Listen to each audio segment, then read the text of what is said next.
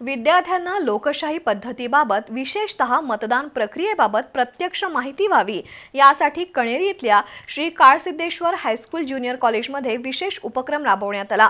शालेय मंत्रिमंडळातील general secretary या पदाची निवडणूक घेण्यात आली।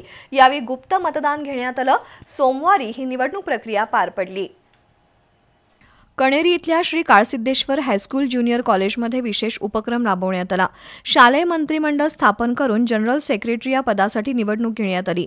सोमवारी 28 जुलै रोजी सकाळी 8 वाजता मतदान प्रक्रिया सुरू झाली।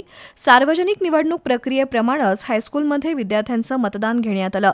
प्रत्येक मतदान केंद्रात 1 ते 4 मतदान अधिकारी, 1 केंद्राध्यक्ष तसंच 1 पोलीस, 1 शिपाई यांची नियुक्ती करण्यात आली।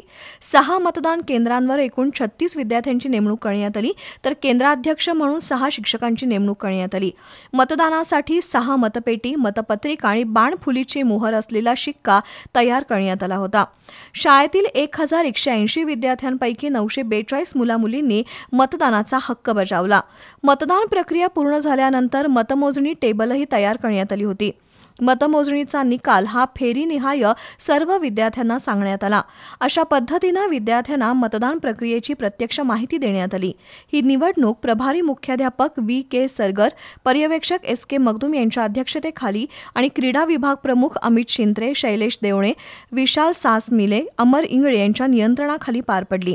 यावेळी शिक्षक, शिक्षकेतर कर्मचारी उपस्थित होते।